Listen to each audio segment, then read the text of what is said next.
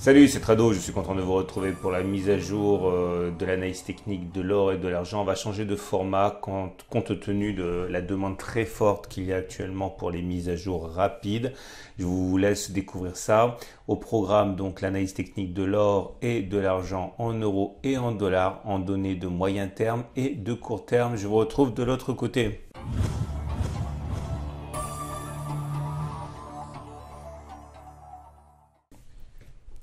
Et on commence donc avec l'analyse de l'or libellé en euros.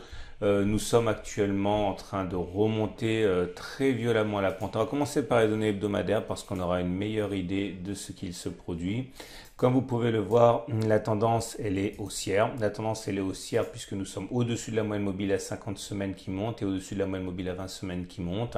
Dans ces conditions, il y a plus de chances d'aller solliciter encore et encore la résistance des 1518, 1561 qui nous a déjà bloqué, qui nous a bloqué aussi cette semaine, que de ne pas le faire. Et ce sera le cas tant qu'on sera en tendance haussière. Depuis la semaine dernière, la hausse a été très violente puisque entre les plus bas de la semaine dernière et les plus hauts de cette semaine, les cours ont pris, je vais y arriver, eh bien 16,56%. Donc encore une fois, on parle de la performance en une semaine. On termine un petit peu plus piteusement puisque comme vous pouvez le voir, il y a eu un échec sur la zone de résistance ici.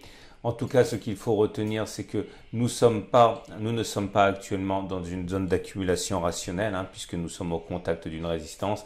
La zone d'accumulation rationnelle qui nous intéresse, c'est soit un retour sur les 1308-1321, puisque c'est une zone de support qui a donc plus de chances de solliciter des rebonds violents qu'une autre zone prise au hasard, ou alors en cas de clôture au-dessus de l'obstacle des 1518-1561 qui s'est révélé implacable quand même depuis un mois. On retiendra que la tendance elle est haussière. On passe en données journalières. Et voilà ce que nous avons. La tendance ici est pas aussi claire et sûrement pas aussi positive, puisqu'en données journalières, c'est-à-dire si une bougie est égale à une journée de cotation, on voit que le rebond a effectivement été très marqué depuis quelques séances. Néanmoins, nous ne sommes pas au-dessus d'une moyenne mobile à 20 jours et une moyenne mobile à 50 jours qui monte, comme on a pu l'être ici. Vous voyez la différence. Ici, nous sommes au-dessus de la M20 et de la M50, mais la M20 est en dessous de la M50 et puis surtout elle décline. Dans ces conditions, l'évolution à court terme est beaucoup plus aléatoire que sur l'unité de temps supérieure, puisque nous sommes en tendance neutre, donc pas véritablement de préférence. Néanmoins, un ballottage légèrement favorable car nous sommes bien au-dessus des courbes, c'est déjà ça. On passe à l'or, mais cette fois-ci libellé en dollars. Et là aussi, on va commencer par les données hebdomadaires. Et on peut constater que pour l'or libellé en dollars, la situation est également attractive. Nous sommes bien au-dessus de la moyenne mobile à 20 semaines et au-dessus de la moyenne mobile à 50 semaines qui monte. Dans ces conditions, il est plus probable d'aller solliciter la zone des 1684-1698 que de ne pas le faire. Par contre, passer serait un autre défi, un autre challenge. On n'est pas sur une zone d'accumulation rationnelle. La zone d'accumulation rationnelle, on l'a visité la semaine dernière. C'était le support des 1460-1445. Si on passe la résistance, éventuellement, je pourrais accumuler. Mais pour l'instant, ce n'est pas le moment, à mon sens, au regard de ma stratégie. On va maintenant descendre d'unité, on regarde les données journalières.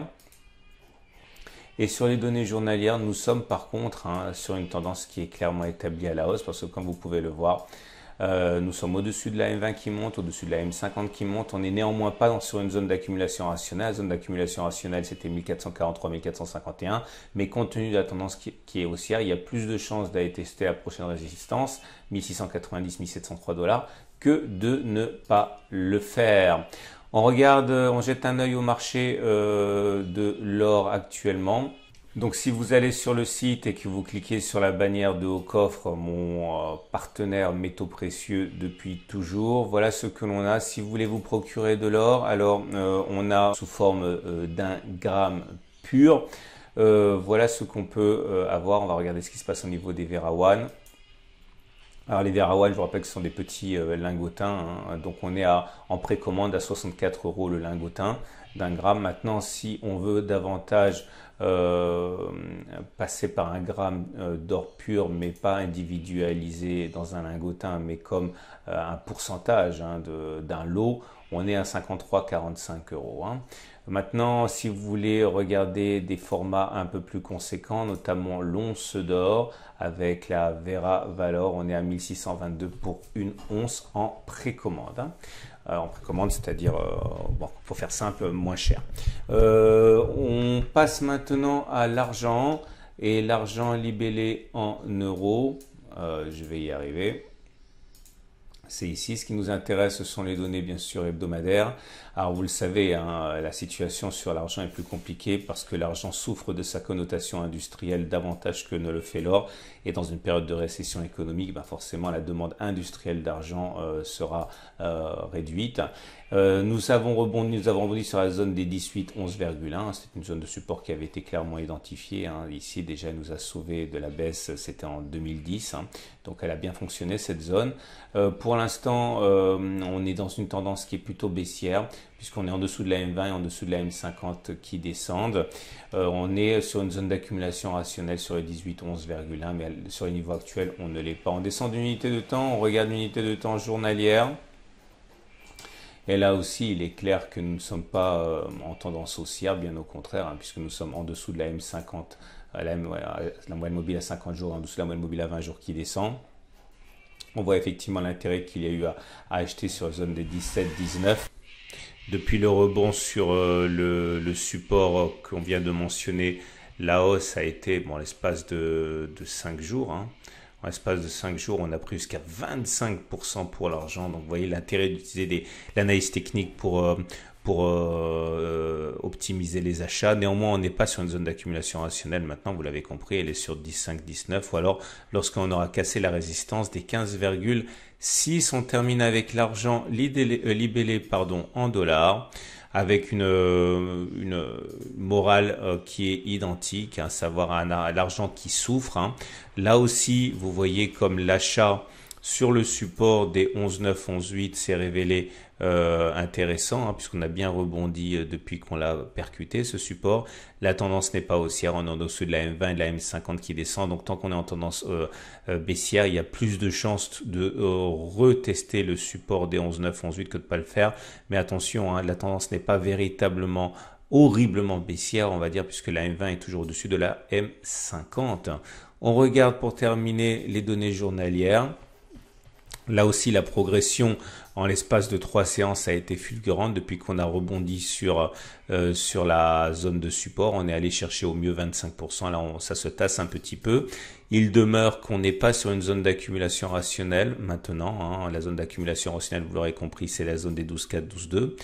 Et ou alors en cas de franchissement de la résistance des 17,5, 17,6, tendance baissière, on est en dessous de la M50 et de la M20 qui descendent. Ça veut dire qu'on a plus de chances d'aller chercher à nouveau le support que de ne pas le faire. On regarde ce qui se passe au niveau des offres pour l'argent. Évidemment, si vous croyez au potentiel de l'argent, vous êtes absolument privilégié par les évolutions actuelles qui vous permettent d'accumuler à vil prix de l'argent. Et en particulier, comme vous pouvez le voir, si vous décidez d'opter pour la Vera Silver d'une once, il vous en coûtera 20,74 € pour une once d'argent. Voilà, je vous souhaite une excellente journée. Si vous voulez découvrir l'offre de coffre, soit vous passez par le site, soit vous passez par le lien directement en dessous de la vidéo. Et bien sûr, je vous donne rendez-vous mercredi pour la mise à jour.